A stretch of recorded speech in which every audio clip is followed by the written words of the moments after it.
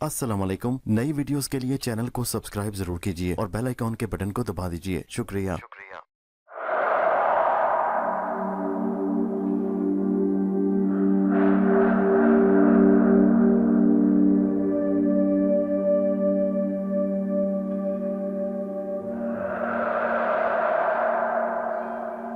पेशे खिदमत है कहानी अंबर नाग मारिया की 44वीं किस्त का पहला हिस्सा। दूर चट्टान पर आग जल रही थी। ये आग दूर जंगल की पहाड़ी ढलान पर किसी वैशी कबीले के लोगों ने जला रखी थी। अंबर नाग और मारिया कश्ती पर से उतरकर किनारे पर आ गए। कश्ती को उन्होंने एक जगह साहिल की झाड़ियों में छुपा दिया। उन्हें सबसे ज्यादा हैरानी इस बात पर हो रही थी कि उनका बादबानी जहाज कहीं नजर नहीं आ रहा था। समंदर का किनारा दूर तक वीरान था। जहाज कोई ऐसी छोटी सी चीज नहीं थी कि उसे झाड़ियों में छुपा दिया जाए, जिस तरह के उन्होंने कश्ती को छुपाया था। एक जगह से समंदर किनारा काटकर अंदर चला गया था। ये एक खाड़ी सी बन गई थी। इस खाड़ी में भी जहाज कहीं नहीं था। आगे जाकर खाड़ी का पानी बाएं तरफ को घूम गया था। उन्होंने आगे जाकर भी देखा, मगर जहाज किसी जगह भी मौजूद नहीं था। तीनों बहन भाई सर जोड़कर बैठ गए और सोचने लगे कि डाकू होलकर ने जहाज को कहाँ छुपा दिया है। मारिया ने कहा कि कहीं डाकू नारंग ने यूं ही झूठ न कह दिया हो कि जहाज को होलकर अगवा करके ले गया है। अंबर ने कहा कि उसे झूठ बोलने की क्या जरूरत थी।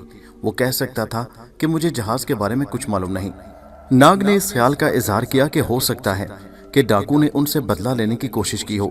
हम लोग जहाज की तलाश में सरदार होलकर के ठिकाने पर पहुंचेंगे और डाकू हमें हलाक कर देगा।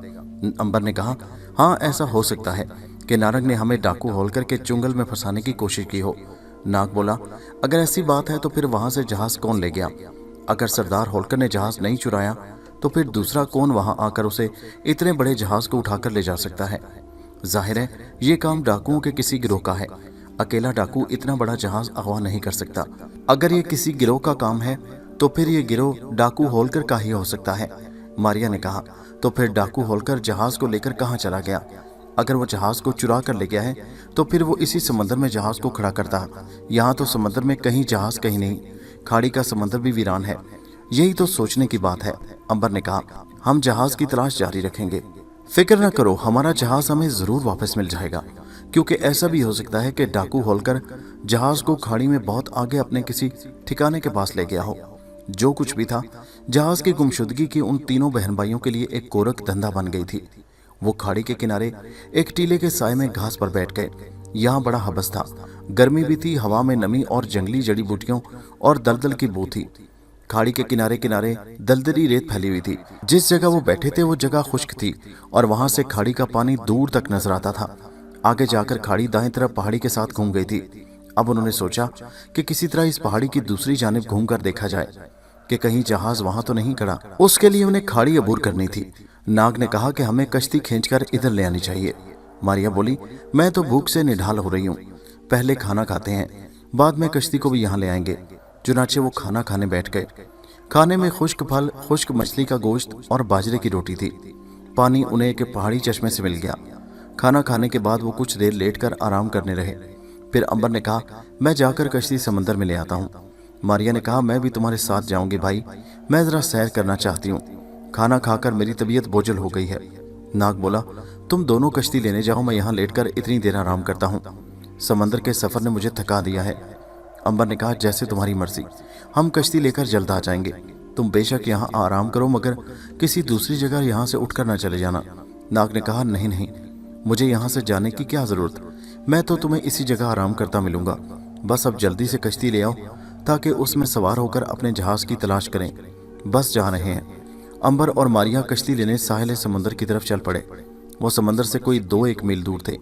रास्ता जंगल की झाड़ियों और घने दरख्तों में से होकर गुजरता था। अंबर और मारिया चले जा रहे थे। गर्मी बहुत ज्यादा थी और दरख्तों की छांव में मोटे मोटे मच्छर गर्दिश कर रहे थे। टहनियों में रंग बिरंगे परिंदे बैठे अपनी अपनी बोलियां बोल रहे थे। एक दरख्त पर उन्हें सब्ज रंग का अजदहा नजर आया जो लटक रहा था। अंबर और मारिया अजदहा से बचकर आगे निकल गए। पीछे नाग घास पर बड़े मजे से आराम कर रहा था। बड़ी देर के बाद उसे किसी जंगल में दरख्त के नीचे अकेले लेटकर आराम करने का मौका मिला था। खाड़ी के समंदर की तरफ से अब हल्की हल्की ठंडी हवा चलनी शुरू हो गई थी। नाग को ठंडी हवा के झोंके आने लगे तो उसे नींद आने लगी। उस पर गनुदगी छा गई और वो सो गया। थोड़ी देर बाद वो हल्के हल्के खराटे ले रहा था। नाग को सोई थोड़ी ही देर गुजरी थी कि एक तरफ से सुर्ख रंग का एक बड़ा ही जालिम किस्म का मोटा ताज़ा सांप झाड़ियों में से निकलकर बाहर आ गया। शायद उसे इंसानी खराटों की आवाज़ खींचकर बाहर ले आई थी। यह सांप बड़ा ज़बरदस्त, ख़तरनाक और जहरीला था। ये इंसानी जान का दुश्मन था। उस सांप ने अब तक न जाने कितने मुसाफिरों को डस कर हलाक कर दिया था। लाल सांप ने देखा कि दूर दरख्तों की छांव में एक आदमी सो रहा है और उसके खराटों की हल्की हल्की आवाज़ गूंज रही है। सांप के दिल में इंसान दुश्मनी जाग पड़ी। वो अंदर ही अंदर खोलने लगा कि अभी जाकर इस इंसान को डसे और हलाक कर दे। उस सांप का जहर एक ख़ास असर ये होता कि उसके डसते इंसान का जिस्म फट जाता और वो देखते ही देखते पत्थर का होकर मर जाता। सांप ने नाग की तरफ बढ़ना शुरू कर दिया। वो झाड़ियों में सोता हुआ घास पर रेंगता नाग की तरफ बढ़ रहा था। इत्तफाक की बात थी कि सांप को नाग की बू महसूस नहीं हो रही थी, शायद इसलिए कि सोते के नाग के जिस्म से सांप की खास बू नहीं निकला करती थी। नाग बेखबर होकर सो रहा था। सुर्ख सांप नाग के सराने की तरफ आ गया। उसने अपना फन खड़ा कर लिया। इस मोजी सांप का फन स्याह रंग का था, बाकी सारा जिस्म लाल सुर्ख था और उसके फन के ऊपर काले रंग के बाल निकले हुए थे। सांप ने नाग के सर पर झुककर अपनी सुर्ख आंखों से घूर कर देखा और फिर उसके इर्द गिर्द मस्ती में आकर चक्कर लगाने लगा। आम हालात में नाग को सांपों की खबर हो जाया करती थी, लेकिन उस वक्त वो भी कुछ ऐसा घोड़े बेचकर सोया था कि उसे कुछ होश ही न रहा था। लाल सांप ने सोए हुए नाग के इर्द गिर्द 6-7 चक्कर काटे और मस्ती से झूम झूम कर अपने फन को लहराता नाग के पाँव के पास आकर रुक गया। उसने अपना फन फैलाकर ऊंचा कर लिया। अब वो जमीन पर एक सतून की तरह खड़ा अपने सुर्ख आंखों से नाग के नंगे पांव देख रहा था। यही जगह उसने डसने के लिए चुन ली थी। लाल सांप की आदत थी कि वो जिस आदमी को डसने लगता उसके इर्द गिर्द 2-4 चक्कर जरूर लगाता। फिर वो उसके पाँव की तरफ आकर झूम झूम कर अपने फन को फैलाता और फिर उस आदमी के पाँव या पिंडली पर डस कर उसे मौत की नींद सुला देता। एक इंसान को अपने सामने सोया देखकर सांप पागल सा हो गया। उसने एक बार फन पीछे किया और फिर लपक कर नाग की पिंडली पर डस दिया। उसी वक्त नाग की आंख खुल गई। लाल सांप ने नाग को डसते ही महसूस कर लिया कि उससे कोई बहुत बड़ी गलती हो गई है, क्योंकि बजाय उसके कि इंसान पर उसके जहर का असर होता, खुद सांप पर किसी बहुत ही खतरनाक जहर का असर होना शुरू हो गया। नाग ने आंखें खोलकर अपने सामने एक सुर्ख सांप को देखा तो उसकी आंखें गुस्से से चमक उठीं। लाल नाग, क्या तुम्हें मालूम नहीं कि तुम्हारे सामने एक आम आदमी नहीं है बल्कि नाग देवता लेटा हुआ है? अब लाल सांप को भी अपनी गलती का एहसास हो गया था। ना सिर्फ देवता ने उसके सामने अपने आप को जाहिर कर दिया, बल्कि उस पर नाग के जहर का असर बड़ी तेजी के साथ हो रहा था। उसका जिस्म ढीला होकर अकड़ने लगा। उसने गर्दन झुकाकर कहा, नाग देवता, मैं माफ़ी मांगता हूँ, मुझसे भूल हो गई, मेरी जान बचा लो। नाग बोला, अब ये बात मेरे इख्तियार में नहीं है। तुम मुझे डसने की गलती करके मेरे खून के जहर को चख चुके हो। मेरे खून का जहर तुम्हारी रग रग में पहुंच गया है। अब तुम्हें अपने किए की सज़ा भुगतनी होगी। और ऐसा ही हुआ। लाल सांप की हालत ख़राब होने लगी। वो ज़मीन पर तड़पने लगा। उसका बदन जगह जगह से फट गया और आखिरकार वो मर गया। नाग ने उसकी लाश को उठाकर दूर दलदल में फेंक दिया। उसने समंदर की तरफ देखा। अंबर और मारिया अभी तक कश्ती लेकर वापस नहीं आए थे। नाग ने सर दरख्त के साथ लगाया और आंखें बंद करके दोबारा फिर सोने की कोशिश करने लगा। अब ऐसा हुआ कि खाड़ी में जिस जगह नाग सो रहा था उस जगह एक बड़ा ही आदमखोर किस्म का मगरमच्छ रहता था। वो आज तक कितने ही मुसाफिरों को हड़प कर चुका था। उस मगरमच्छ की आदत थी कि इंसान की बू पाते ही अपनी रेत की खोह में से बाहर निकल आता और दलदल में एक जगह छुपकर ताक लगाकर बैठ जाता। फिर मौका पाकर बिजली जैसी तेजी के साथ इंसान पर हमला करके उसे घसीट कर पानी में ले जाता। मगरमच्छ बड़ा खूनी था। वो अपनी खोह में लेटा हुआ था कि अचानक उसके नथनों में किसी इंसान की बू महसूस हुई। उसकी आंखें चमकने लगीं। वह कई रोज से भूखा था। इंसान की बू पाकर वो चौकन्ना हो गया। उसकी भूख चमक उठी। वो चुपके से रेंग कर अपनी खोह से बाहर आ गया। जिस की तरफ से इंसान की बू आ रही थी वो उसी तरफ को रेंगने लगा। दलदलों में से निकलकर उसने झाड़ियों के पीछे से देखा कि इंसान पांव घास पर फैलाए दरख्त के नीचे सो रहा था। मगरमच्छ की तो ईद हो गई। सोया हुआ इंसान तो उसके लिए बड़ा आसान शिकार था। ऐसे इंसान को तो वो बड़ी आसानी से हड़प कर सकता था। मगरमच्छ की एक आदत होती है कि वो अपने शिकार को कभी दरिया या खाड़ी के साहिल पर नहीं खाता। उसका शिकार ख्वाह इंसान हो चाहे जानवर या गाय भैंस हो, वो मौका पाते ही अपने शिकार की टांग या गर्दन अपने नुकीले दांतों वाले जबड़े में दबा लेता है और फौरन घसीट कर उसे पानी के अंदर ले जाता है। पानी के अंदर ले जाकर वो शिकार को नीचे तह में ले जाकर फिर ऊपर लाता है और फिर नीचे ले जाता है। इस उलट बाजियों से उसका मकसद ये होता है कि शिकार मर जाए। जब शिकार पानी नाक में घुस जाने के बाद मर जाता है तो मगरमच्छ उसे दरिया के नीचे अपनी एक खास खो में ले जाकर रख देता है। अगर उसे भूख ज्यादा लगी हो तो उसी वक्त उसे चट कर जाता है, और अगर भूख ना लगी हो तो उसे 2 रोज के बाद शिकार का गोश्त गल सड़ जाता है तो खाता है। नाग बेफिक्र होकर आराम कर रहा था। उसके वहमो गुमान में भी नहीं था कि यहाँ कोई मगरमच्छ किस्म की चीज हो सकती है। मगरमच्छ उस वक्त बड़ी होशियारी से रेंगता हुआ नाग के बिल्कुल करीब आ गया। मगरमच्छ की थोतनी नाग के पांव के साथ ही थी। मगरमच्छ पूरी तरह चौकस हो गया। वो हमला करने के लिए बिल्कुल तैयार था और फिर उसने हमला कर दिया। मगरमच्छ ने एक झटके से आगे बढ़कर अपने भयानक दांतों वाला जबड़ा खोला और नाग के पांव को अपने दांतों के मजबूत पिंजरे में जकड़ लिया। नाग को यूं महसूस हुआ जैसे किसी ने उसकी टांग पकड़ ली हो और उसे खींच रहा हो। वो हड़बड़ाकर जाग उठा। इतनी देर में मगरमच्छ नाग को बिजली जैसी तेजी के साथ घसीटता हुआ खाड़ी के पानी के अंदर ले जा चुका था। नाग की समझ में नहीं आ रहा था कि वह अचानक क्या हो गया। अभी तो वो घास पर दरख्त की छांव में आराम कर रहा था, सो रहा था, और अब पानी के अंदर आ गया। मगरमच्छ नाग को पानी में गोते दे रहा था। वो कभी उसे ऊपर ले जाता और कभी नीचे ले आता। नाग समझ गया कि वो मगरमच्छ के काबू में आ गया है। वो तो सचमुच घबरा गया। मौत उसके सामने आन खड़ी हुई। वो मर भी सकता था। अंबर की तरह उसके अंदर मौत को शिकस्त देने की ताकत नहीं थी, बल्कि एक बार तो वो मौत का मजा चख चुका था। अगर अंबर उसकी लाश के टुकड़े उठाकर झील लंदरसन के पानी में उसे ना नहलाता तो आज वो जिंदा ना होता। लेकिन मौत अब फिर उसके सर पर मंडला रही थी, बल्कि उस पर आने ही वाली थी। मगरमच्छ ने उसकी टांग को अपने जबड़े में इस बुरी तरह से जकड़ रखा था कि वो 1000 कोशिश के बावजूद उसे छुड़ा ना सका। अब उसके नथनों में पानी दाखिल होना शुरू हो गया था। उसकी आंखों के सामने तारे नाचने लगे। वो क्या करे? उस खूनी मगरमच्छ का मुकाबला किस तरह करे? अचानक उसे सूझा कि अगर वो सांप बन जाए तो कम से कम इतना जरूर होगा कि उसकी जान बच जाएगी, क्योंकि सांप पानी में डूबता नहीं। नाग ने एक पल भी ज़ाया न किया और जोर से फुनकार मारी।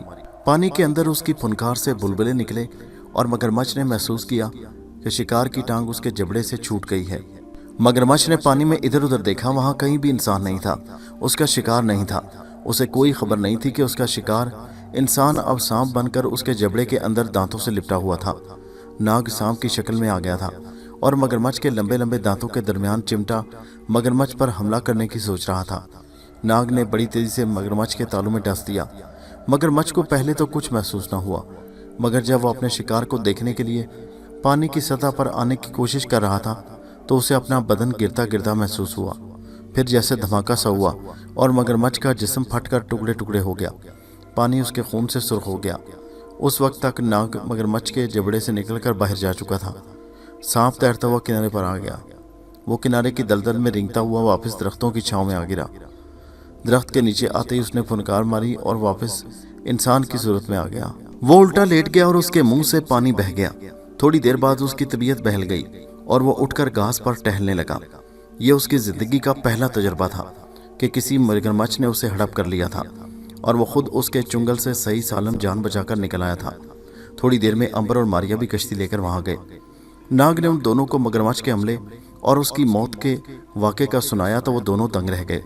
अंबर ने खुदा का शुक्र अदा किया कि नाग की जान बच गई। अगर नाग आखिरी वक्त अक्ल से काम ना लेता तो आज वो इस दुनिया में जिंदा ना होता। मारिया ने भी नाग की तारीफ की कि परेशानी में भी उसने अपने होश को कायम रखा और हिम्मत ना हारी। अंबर ने कहा, मैं तुम्हारी बहादुरी की तारीफ करता हूँ नाग भाई। नाग ने अपनी टांग सहलाते हुए कहा, अंबर यार, अगर वक्त पर मुझे जौन बदलने का ख्याल ना आता तो ये कमबख्त खूनी मगरमच्छ मेरा काम तमाम कर गया था। चलो अब कश्ती में बैठकर अपने जहाज की तलाश को चलते हैं। अंबर ने कहा, अब शाम हो रही है और अंधेरा फैल रहा है। बादल भी छाना शुरू हो गए हैं। इस वक्त हमें जहाज दूर से नजर नहीं आएगा। मेरा ख्याल है रात इस कश्ती में बसर करते हैं और सुबह तलाश का काम शुरू कर देंगे। क्या ख्याल है मारिया? मारिया ने कहा, तुम्हारा ख्याल ठीक है अंबर भाई। बादल तो काले काले घिर घिर कर आ रहे हैं। मालूम होता है बड़ी बारिश होने वाली है। रात हमें आराम करना चाहिए। चुनाचे वो कश्ती में उतर आए। उन्होंने कश्ती में छत के नीचे अपने बिस्तर लगाए और बैठ गए। जंगल में अंधेरा बढ़ता गया। सूरज बादलों के पीछे डूब गया था और तेज हवाएं चलने लगी थी। बादल भी जोर जोर से गरजने लगे और बिजली बार बार चमक उठती। थोड़ी देर में मूसलाधार बारिश शुरू हो गई। सारी रात बड़े जोरों की बारिश होती रही। उन तीनों बहन भाइयों को हम उसी जगह छोड़कर जरा सरदार होलकर डाकू और उसके गिरोह की तरफ जाते हैं और जाकर देखते हैं कि वो क्या कर रहे हैं। सरदार होलकर डाकू ने इस दफा समंदर में जाकर किसी तिजारती जहाज पर डाका डालने का प्रोग्राम बनाया। ایک سمندری جہاز اس کے قابو میں آ گیا۔ اس نے اپنے شاگرد سے مشورہ کیا کہ کیوں نہ اس دفعہ سمندر میں چل کر کسی بحری جہاز کو لوٹا جائے، اس طرح سے ہمیں بہت زیادہ مال و ثواب اور دولت ہاتھ آئے گی۔ تجارتی جہازوں پر بے شمار قیمتی سامان لدا ہوتا ہے۔ شاگرد بولا، استاد قربان جاؤں تیرے دماغ کے، بھگوان کی قسم اگر کوئی تجارتی جہاز ہاتھ لگ گیا تو وارے نیارے ہو جائیں گے۔ اتنی زیادہ دولت ہاتھ آئے گی کہ پھر ہمیں 1 سال تک کسی جگہ ڈاکہ ڈالنے کی ضرورت نہیں رہے گی۔ ہولکر ڈاکو نے طے کر لیا کہ ڈاکہ کھلے سمندر میں جا کر ڈالیں گے، کسی تجارتی جہاز پر۔ ہولکر ڈاکو کو جہاز چلانا اچھی طرح سے آتا تھا۔ اسے یہ بھی معلوم تھا کہ اس سمندر میں اکثر تجارتی جہاز گزرتے رہتے ہیں، انہیں زیادہ انتظار نہیں کرنا پڑے گا۔ سارے ڈاکو بہت خوش تھے کہ وہ اس بار سمندر میں جا کر ڈاکہ ماریں گے۔ ڈاکو ہولکر چرائے ہوئے جہاز کو کھاڑی کے بہت اندر پہاڑی کے پہلو میں لے گیا۔ یہی وجہ تھی کہ امبر اور ناگ کو جہاز کہیں دکھائی نہیں دیا تھا۔ رات ہونے سے پہلے ہولکر ڈاکو نے اپنے سارے ساتھی ڈاکوؤں کو جہاز پر سوار کرا دیا۔ اس کا ارادہ تھا کہ رات کو ہی کھاڑی سے نکل کر کھلے سمندر میں جایا جائے، لیکن آسمان پر بادل گرجنے اور بجلی کڑکنے لگی۔ پھر بڑے زور کی بارش شروع ہو گئی۔ ایسی حالت میں جہاز کو سمندر میں لے جانا خطرے سے خالی نہیں تھا، طوفان کا اندیشہ تھا۔ سردار کے شاگرد نے کہا، استاد اس وقت سمندر میں جانا ٹھیک نہیں، ایسے موسم میں طوفانوں کا ڈر ہوتا ہے۔ میرا خیال ہے ہم صبح یہاں سے چلیں گے۔ ہولکر نے کہا، ہاں میرا خیال ہے ہمیں طوفان کے گزر جانے کا اسی جگہ ٹھہر کر انتظار کرنا چاہیے۔ اب ایک طرف بادبانی جہاز میں ڈاکو اپنے سردار کے ساتھ بارش کے طوفان میں پناہ لیے ہوئے تھا، اور دوسری طرف کھاڑی میں امبر، ناگ اور ماریا کشتی کی چھت کے نیچے بارش میں دب کے بیٹھے تھے۔ بارش تھی کہ تھمنے کا نام نہیں لے رہی تھی، بجلی چمک رہی تھی، بادل زور زور سے گرج رہے تھے، تیز ہوائیں چل رہی تھیں، جنگل میں درخت بارش کے طوفان میں شائیں شائیں کر رہے تھے۔ گرمی کا زور کم ہو گیا، ہلکی ہلکی خنکی ہو گئی تھی، کشتی کی چھت بارش کی وجہ سے ٹپکنے لگی تھی۔ امبر نے باہر نکل کر چھت کے اوپر ایک ترپال اور ڈال دی۔ رات گزر گئی، بادلوں میں دن کی روشنی پھیل گئی۔ بارش ابھی تک ہو رہی تھی، اس کا زور ٹوٹ گیا تھا، ہوائیں لیکن اسی طرح چل رہی تھیں۔ سردار ہولکر ڈاکو نے اپنے شاگرد سے کہا، میرا خیال ہے اب ہمیں کھاڑی میں سے نکل کر کھلے سمندر میں نکل جانا چاہیے، کیونکہ ہو سکتا ہے سمندر میں 50 میل دور ہمیں کوئی تجارتی جہاز مل جائے۔ شاگرد بولا، سردار آپ کا خیال مناسب ہے، کیونکہ ہم کب تک کھاڑی میں موسم کے کھلنے کا انتظار کرتے رہیں گے۔ ہولکر ڈاکو نے کہا، نارنگ کہاں چلا گیا؟ وہ ہمارا جاسوس بھی نہیں ہے، یہ دونوں کہاں جا کر مر گئے ہیں؟ شاگرد بولا، وہ 2 روز سے غائب ہیں، مجھے تو ایسا لگتا ہے کہ جنگل میں شیر نے ان کو ہڑپ کر لیا ہوگا۔ ہولکر نے کہا، انہیں میری اجازت کے بغیر نہیں جانا چاہیے تھا، بہرحال ہم اسی وقت سمندر کی طرف کوچ کریں گے۔ سردار نے اعلان کر دیا کہ جہاز کا لنگر اٹھا کر بادبان کھول دیے جائیں۔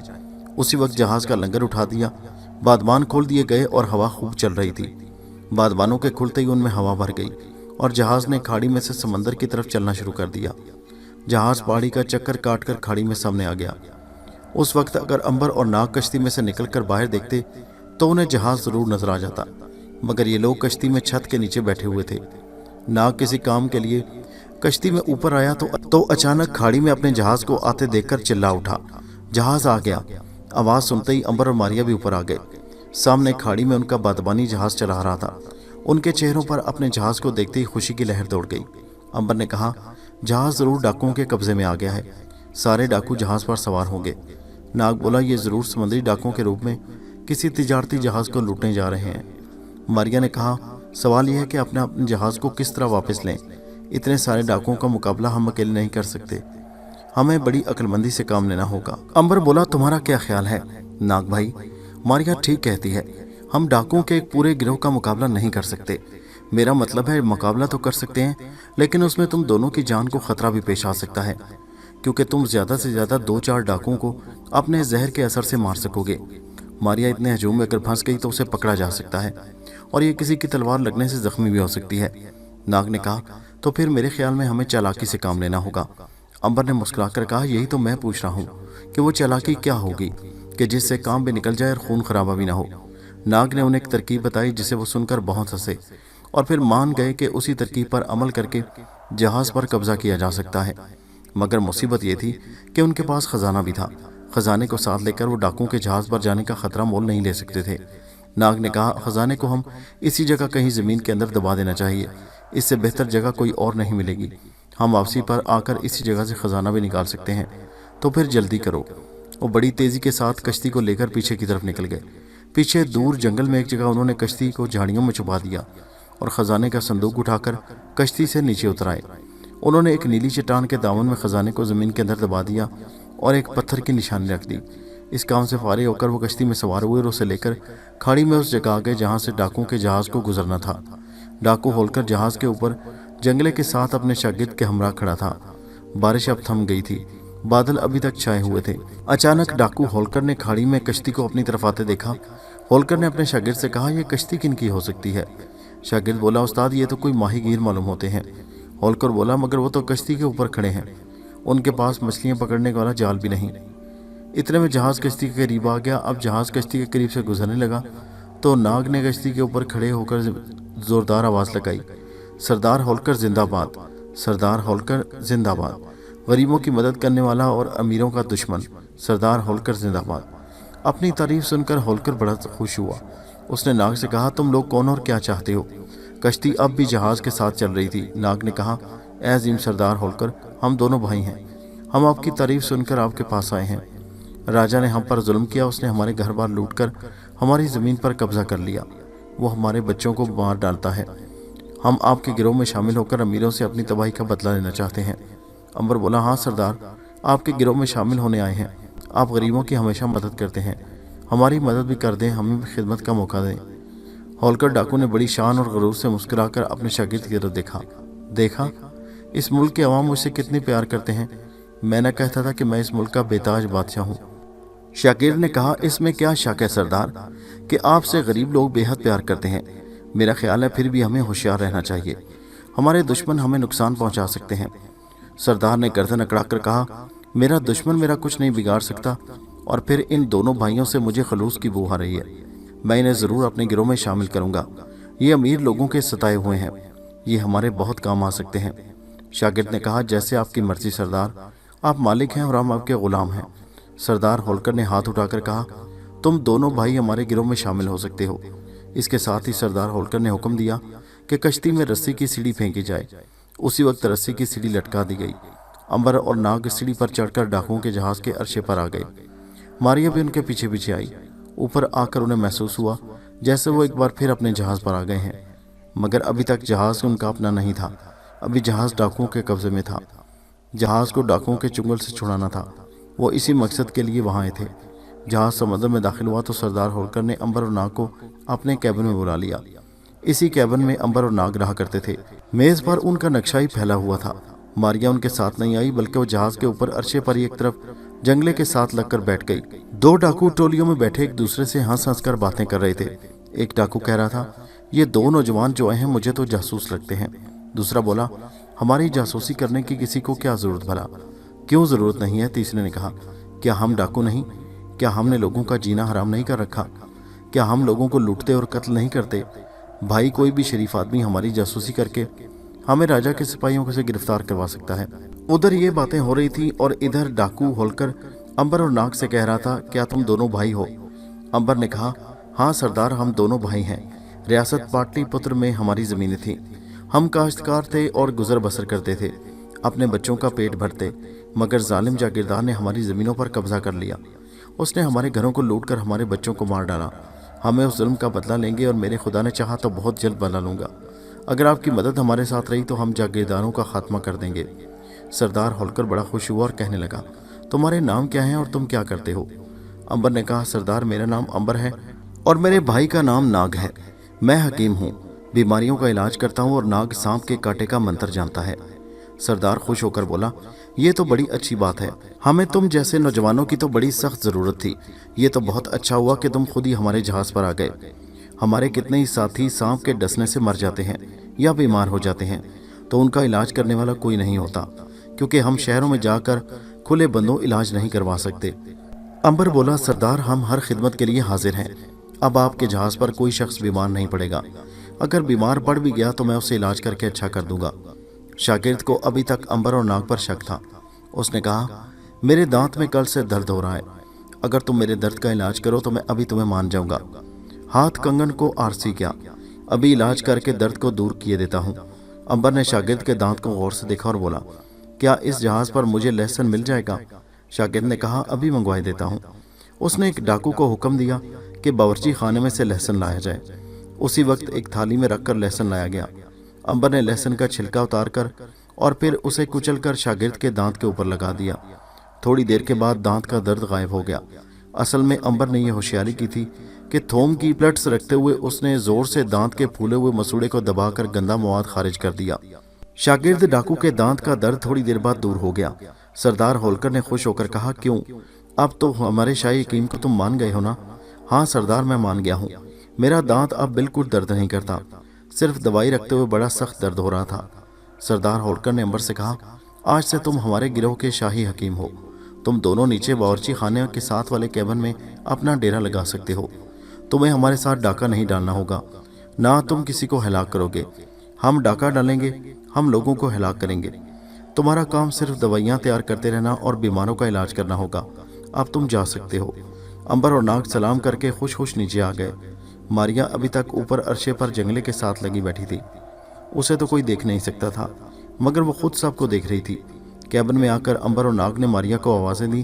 جب کوئی جواب نہ آیا تو انبر ناگ کو کیبن میں چھوڑ کر ماریا کی تلاش میں اوپر عرشے پر آ گیا۔ ماریا نے انبر کو اوپر آتے دیکھا تو خود اس کے پاس آ گئی۔ ماریا نے پوچھا، کیا ہوا پھر؟ انبر نے آہستہ سے کہا، نیچے باورچی خانے کے ساتھ والے کیبن میں آ جاؤ۔ دونوں سیڑھیاں اتر کر نیچے چلے گئے۔ کیبن میں آتے ہی انبر نے ماریا کو بتایا کہ ان کا وہ روپ بڑا کامیاب رہا اور ہولکر ڈاکو نے ان دونوں کو ڈاکوؤں کا شاہی حکیم بنا دیا ہے اور یہ کیبن بھی رہنے کے لیے دے دیا ہے۔ ماریا نے مسکرا کر کہا، خدا کی شان دیکھو، ہمارا کیبن ہی ہمیں دے رہا ہے، یہ کم بخت۔ ناگ بولا، کبھی کبھی زندگی میں ایسا ہو جاتا ہے ماریا، اب تم دیکھنا کہ یہ جہاز اس کیبن سمیت جلد پھر سے ہمارا ہو جائے گا۔ ماریا نے کہا، لیکن اس کے لیے ہمیں بڑی محنت کرنا ہوگی، کم بخت ایک ایک کر کے ان سارے ڈاکوؤں سے پیچھا چھڑانا ہوگا۔ کتنے سارے تو ہیں، کہاں ان سے چھٹکارا حاصل کریں گے؟ انبر بولا، تم پریشان بہت جلد ہو جاتی ہو ماریا، بس یہی ایک تم میں کمزوری ہے، نہیں تو تم ہماری بہادر بہن ہو۔ ماریا نے کہا، میں پریشان خواہ مخواہ نہیں ہو رہی، بات ہی ایسی ہے، کب ان ڈاکوؤں سے پیچھا چھوٹے گا اور کب ہم یہاں سے اپنا جہاز لے کر بغداد اور بصرے کی طرف چلیں گے، پھر کب وہاں پہنچیں گے؟ ایک طرح سے تو یہاں اب ہمارا وقت ہی ضائع ہو رہا ہے۔ ناگ نے کہا، کبھی کبھی ایسا ہو جاتا ہے ماریا بہن، بہرحال اب ہمیں اس بات پر غور کرنا چاہیے کہ جہاز پر قبضہ کن کن صورتوں میں کیا جا سکتا ہے۔ انبر بولا، ایک طریقہ تو یہ ہے کہ ان سارے ڈاکوؤں کو ہلاک کر دیا جائے، یہ سارے کے سارے قاتل ہیں، ان میں سے ہر ایک نے کم از کم 10 12 آدمیوں کو قتل کیا ہوگا، اس لیے انہیں قتل کرتے ہوئے ہمیں کوئی افسوس نہ ہوگا، لیکن یہ ترکیب ذرا مشکل ہے، ہو تو سکتا ہے مگر وقت بہت زیادہ لگے گا۔ ناگ نے کہا، دوسری ترکیب کون سی ہے انبر بھائی؟ انبر بولا، دوسری ترکیب یہ بھی ہو سکتی ہے کہ میں سردار ہولکر پر اپنا اثر ڈال کر اسے یہ لالچ دے کر بصرے بغداد کی طرف لے چلوں کہ ادھر تجارتی جہاز زیادہ ملتے ہیں اور وہاں ہمیں دولت زیادہ ملے گی۔ ماریا نے کہا، اور اگر سردار ہولکر کسی وجہ سے راضی نہ ہوا تو پھر ہم کیا کریں گے؟ انبر بولا، میرا خیال ہے کہ وہ راضی ہو جائے گا۔ ماریا نے پوچھا، میں کہتی ہوں فرض کرتے ہیں کہ وہ راضی نہیں ہوتا، پھر ہمیں کیا کرنا ہوگا؟ کیا ہم ساری زندگی پھر اسی جہاز پر ڈاکے ڈالتے گزار دیں گے؟ انبر نے مسکراتے ہوئے کہا، نہیں، ایسا نہیں ہوگا، پھر ہم انتظار کریں گے، ہم موقع کی تلاش میں رہیں گے کہ اگر کبھی یہ ڈاکو لوگ کسی جگہ سارے کے سارے جزیرے یا کسی خشکی پر اتر گئے تو ہم جہاز کو لے کر بھاگ جائیں گے۔ کیا خیال ہے، ہم ایسا کر سکیں گے نا؟ ناگ نے کہا، ایسا ہم کر تو سکتے ہیں، لیکن ہمیں بڑی پھرتی سے کام لینا ہوگا، کیونکہ یہ ڈاکو لوگ بڑے زبردست تیراک ہوتے ہیں اور بادبانی جہاز ساحل کے پاس زیادہ رفتار سے نہیں چلا کرتے، یہ لوگ سمندروں میں چھلانگیں لگا کر بھی جہاز پر سوار ہو سکتے ہیں۔ انبر نے کہا، ایک بار ہم جہاز کو لے اڑے تو پھر دیکھا جائے گا، جو ہوگا دیکھا جائے گا، یقین کرو، پھر ہم ان کے قابو میں نہیں آئیں گے۔ ماریا کہنے لگی، پھر ٹھیک ہے، ہم موقع کی تلاش میں رہیں گے، لیکن اس وقت مجھے بہت بھوک لگ رہی ہے، کیا یہاں کھانے کو کچھ نہیں ملے گا؟ انبر نے کہا، جہاں تک میرا خیال ہے کھانا دوپہر کو یہاں بانٹا جاتا ہے، ابھی دوپہر نہیں ہوئی، تمہیں انتظار کرنا ہوگا۔ ماریا سر ہلا کر بولی، بھوک سے تو میری جان نکلی جا رہی ہے، میں زیادہ انتظار نہیں کر سکتی۔ ہاں ٹھیک ہے، تم لوگ کیبن میں ہی ٹھہرو، میں باورچی خانے میں جا کر کھانے کا انتظام کر لیتی ہوں، بلکہ اگر تم لوگوں کو بھوک لگی ہو تو تمہارے لیے بھی کچھ نہ کچھ لیتی آؤں گی۔ انبر نے کہا، نہیں ماریا، ہمیں ایسا نہیں کرنا چاہیے، اب ہم اس کے گروہ کے ساتھ ہیں، ہمیں دوسرے ڈاکوؤں کے ساتھ ہی کھانا کھانا چاہیے۔ ہاں تم جا کر کھانا کھا سکتی ہو، کیونکہ تم تو کسی کو دکھائی نہیں دیتی۔ ماریا جاتے ہوئے بولی، ٹھیک ہے، میں جا رہی ہوں۔ ناگ نے کہا، جا تو تم رہی ہو، مگر ذرا خبردار ہے نا، یہ ڈاکو لوگ بڑے خطرناک ہوتے ہیں، کہیں ایسا نہ ہو کہ تمہارا راز کھل جائے۔ मारिया बोली, फिक्र न करो नाग भाई, मैं इन लोगों से ज्यादा खतरनाक हूँ। अंबर और नाग हंस पड़े। मारिया चुपके से कैबिन से बाहर निकल गई। इस जहाज से वो अच्छी तरह वाकिफ थी, आखिर ये उनका अपना जहाज रह चुका था। वो कैबिन में से निकलकर सीधी बावर्ची खाने में पहुंची। यहाँ डाकुओं के लिए दोपहर और रात का खाना तैयार हो रहा था। बड़ी खुशबुएं उड़ रही थीं। आग की अंगीठियों पर गोश्त भुना जा रहा था। बावर्ची रोटियां और चावल पका रहे थे। एक मोटा फूले हुए गालों वाला गोल गप्पा बावर्ची खाना भी पका रहा था और साथ साथ गा भी रहा था। दूसरे बावर्ची उसकी तरफ देखकर हंस रहे थे। एक ने कहा, रामू इतना ज्यादा मत गाओ, कहीं परी इस तरफ आ गई तो मुसीबत आ जाएगी। रामू ने खीखी करके हंसते हुए कहा, दोस्तों काश कोई सचमुच परी यहाँ आ जाए। भगवान कसम उसे ऐसे लजीज खाने खिलाऊंगा कि बस वो तो मेरे घर का पानी भरेगी सारी उम्र। मारिया एक तरफ खड़ी उनकी बातें सुन रही थी और इस सोच में थी कि क्या खाए। लकड़ी की लंबी सी मेज पर एक थाली में कच्चे चावल पड़े थे। मोटे बावर्ची ने देचकी उतार कर मेज पर रख दी और उसमें से गोश्त के कबाब निकाल निकाल कर थाल में रखने लगा। कबाबों की खुशबू ने मारिया की भूख और तेज कर दी। वो मेज के करीब आ गई। मोटा बावर्ची साथ साथ गा भी रहा था और थाली में कबाब भी डाल रहा था। उसके साथी ने कहा, कमबख्त ये कबाब किसके लिए डाल रहा है? मोटा बोला, अपने लिए और किसके लिए? क्या मुझे इतना भी हक नहीं कि अपने बनाए हुए कबाब चख लूं? भाइयों, मैं तुम सब लोगों से मोटा हूं, मुझे भूख भी ज्यादा लगती है। मैं तो ये सारे कबाब पहले खुद चट करूंगा। मोटा बावर्ची चूल्हे की तरफ घुमा ही था कि मारिया ने कबाबों की थाली उठाकर अपने हाथ में पकड़ ली। थाली उसके हाथ में जाते ही गायब हो गई। किसी को खबर ना हुई कि थाली मेज पर से गायब हो चुकी है। मोटे बावर्ची ने देचकी वापस चूल्हे पर रखी और बड़े शौक से थाली में से कबाब चट करने के लिए मेज की तरफ घूमा। उसके पेट में चूहे दौड़ रहे थे। जो ही उसकी मेज पर नजर पड़ी, वहां कबाबों वाली थाली कहीं भी नहीं थी। उसने घूमकर दूसरे बावर्चियों की तरफ देखा और बोला, दोस्तों मेरे साथ चाहे जितना मर्जी मजाक कर लो, मगर भगवान के लिए खाने पीने में मजाक ना किया करो। तुम्हें तो मालूम है कि मैं मोटा आदमी हूँ, मुझे बहुत ज्यादा भूख लगती है, खाना मेरी कमजोरी है। मेहरबानी करके मेरे कबाबों की थाली वापस कर दो। तीनों बावर्ची मोटे रामू की तरफ हैरानी से देखते हुए बोले, हमें काली माता की कसम है कि हमने तुम्हारी थाली को हाथ तक नहीं लगाया। मोटा बावर्ची रामू बोला, तो फिर यहाँ से थाली उठाकर कौन ले गया? अभी तो मैंने खुद उसे यहाँ रखा था। मारिया एक तरफ कोने में लगी बड़े मजे से कबाब खा रही थी। बावर्ची थाली को तलाश करते फिर रहे थे। मोटा बावर्ची सर खुजाने लगा। उसने सोचा कि हो सकता है वो गलती पर हो। एक ने कहा, यार रामू तुम्हें गलतफहमी हुई है, मेरा ख्याल है तुमने कबाब थाली में नहीं रखे थे। रामू पेट पर हाथ फेरकर बोला, शायद तुम लोग ठीक कह रहे हो, नहीं तो ये कैसे हो सकता है कि मैं थाली में कबाब डालकर मेज पर रखूं और वो गायब हो जाएं? कभी जिंदगी में ऐसा नहीं हुआ। अच्छा मैं और कबाब डालता हूँ। मोटे बावर्ची ने देगची में से 4 कबाब निकाले और मेज पर रखी थाली में डाल दिए। उसने एक कबाब मुंह में रखा और सर हिलाकर बोला, वाह वाह, मैं भी कितना उम्दा बावर्ची हूँ। भगवान कसम ऐसे कबाब बनाए हैं कि अगर कोई बादशाह इसे चख ले तो मुझे अपना आधा मुल्क इनाम में दे दे। अरे कमबख्तो, मैं तो शाही बावर्ची बनने के लायक था कि तुम डाकुओं में आन शामिल हुआ। मेरी कद्र करो, मुझसे सीख लो कबाब बनाने। ऐसे कबाब तुम लोगों ने जिंदगी में भी नहीं खाए होंगे। दूसरा कबाब मुंह में रखकर मोटा बावर्ची चूल्हे की तरफ घूम गया और चपातियां पकानी शुरू कर दी। इतने में मारिया की थाली के कबाब खत्म हो गए। उसकी भूख नहीं मिटी थी। उसने आगे बढ़कर बावर्ची की थाली में रखे बाकी दोनों कबाब उठाकर अपनी थाली में रख लिए। अब जो बावर्ची कबाब खाने के लिए मेज की तरफ आया तो वहां थाली खाली थी। वो बड़ा सिट पिटाया।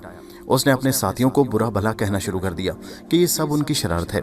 कमबख्त, तुम मुझे पेट भरकर खाते नहीं देख सकते। तुम तो मेरी जान के दुश्मन हो। मेरे कबाब भी तुम लोगों ने ही हड़प किए थे, अब भी तुम ही मेरे बाकी सब कबाब खा गए हो। सब बावर्चियों ने कानों पर हाथ ले जाकर कहा, हमें काली माता की कसम है कि हमने तुम्हारे कबाबों को हाथ तक नहीं लगाया। हम इससे बड़ी कसम कभी नहीं खा सकते। रामू बोला, तो फिर कबाब कौन ले गया? वो सारे के सारे इधर उधर कबाब तलाश करने लगे, लेकिन कबाब भला उड़कर कहाँ जा सकते थे। मोटा बावर्ची सब्र करके बैठ गया। अब दूसरे बावर्ची ने पके हुए चावल एक थाली में डाले और ऊपर शोरबा डालकर देगचा चूल्हे पर रखने लगा तो वापस पलटकर क्या देखता है कि चावलों की थाली भी गायब है। अब तो वो लोग घबरा गए। मारिया कोने में खड़ी बड़े मजे से चावल खा रही थी। उसने आगे बढ़कर मेज पर रखा हुआ पानी का कटोरा उठा लिया और पानी पीने लगी। मोटे बावर्ची ने मेज पर से कटोरा अपने आप ऊपर उठते और फिर गायब होते देखा तो उसकी आंखें फटी की फटी रह गईं। उसने चीख कर कहा, कटोरा गायब हो गया, मेरी आंखों के सामने गायब हो गया। दूसरे बावर्चियों ने पूछा, कहाँ गायब हुआ? अभी अभी मेरी आंखों के सामने गायब हुआ। भाइयों, मैं कसम खाता हूँ, मैंने एक पानी से भरे हुए कटोरे को यहाँ से अपने आप ऊपर उठते और फिर गायब होते हुए देखा। एक बावर्ची बोला, मगर ये कैसे हो सकता है रामू? रामू बोला, हुआ है, काली माता की कसम गायब हुआ है। इतने में मारिया ने पानी पीकर कटोरा वापस मेज पर रख दिया। मेज पर आते ही कटोरा फिर से जाहिर हो गया। कटोरे को दोबारा मेज पर देखकर मोटा बावर्ची चीख उठा, अरे वो देखो, कटोरा फिर से वापस आ गया, वो देखो, ये जादू है, ये जादू है, यहाँ जरूर कोई रूह फिर रही है। मोटा बावर्ची डर कर बाहर भागने लगा तो मारिया को शरारत सूझी। उसने आगे बढ़कर बावर्ची के आगे टांग रख दी। वो उछलकर मुंह के बल गिर पड़ा। भूत भूत भूत, वो चीखता हुआ बाहर निकल गया। दूसरे बावर्ची भी डर कर एक तरफ को दुबक गए। मारिया ने बड़े मजे से खाना खाकर पानी पिया और बावर्चियों को हैरान परेशान छोड़कर बाहर चली गई। मोटा बावर्ची ऊपर अरशे पर भूत भूत का शोर मचाता उछल कूद कर रहा था। शोर सुनकर सरदार होलकर बाहर आ गया। उसने डांट कर कहा, अबे कमबख्त, क्यों शोर मचा रहा है? मोटा रामू हाथ जोड़कर बोला, हजूर, माई बाप रसोई में भूत घुस आया है सरकार, मैंने खुद देखा है। सरदार ने पूछा, क्या मतलब, तुमने अपनी आंखों से भूत देखा है? रामू बोला, भूत नहीं देखा हजूर, पर भूत को मेज पर से कबाबों की थाली और चावलों की थाली उठाते इन आंखों से देखा है सरकार। बावर्ची खाने में भूत घुस आया हजूर। सरदार होलकर ने आगे बढ़कर रामू मोटे के सर पर जोर से धप मारी। बुज़दिल, तुम्हें तो चूड़ियां पहनकर घर में बैठना चाहिए था। खुदा जाने तुम्हें कौन यहाँ ले आया था, भाग जाओ यहाँ से। अगर फिर तुमने भूत का नाम लिया तो उठाकर समंदर में फेंक दूंगा, चल भाग यहाँ से। मोटा बावर्ची भाग गया। शोर सुनकर अंबर और नाग भी ऊपर आ गए।